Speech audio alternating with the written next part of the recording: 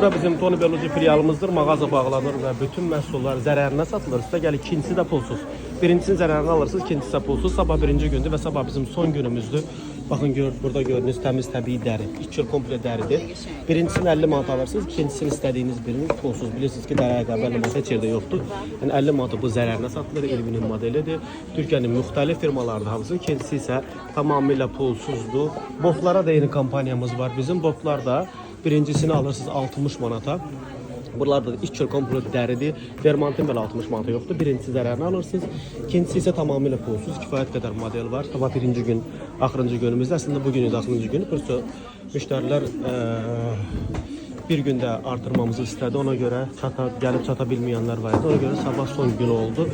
Yalnız botlar yox, eyni zamanda bizim burada klassik modellərimiz də var. Klassik modelləri isə birincisi 40 manat alırsınız. Təmiz təbii dəri, Safiya Baldi, Kristabel. Kristabel yazın, trend yolda nə qədər bahalı model olduğunu görəcəksiniz. İkincisi pulsuz biri cəmi 20 manata düşür.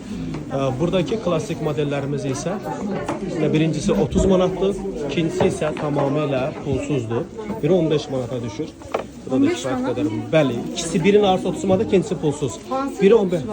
Burada nə görürsünüz hamısı? Onlar yox, buradakılar xanım. Sonra kişi modelləri isə tək qiymətli 50 manatdan Türkiyənin müxtəlif firmalarıdır. Təmiz təbii dəri Mario Muzzi.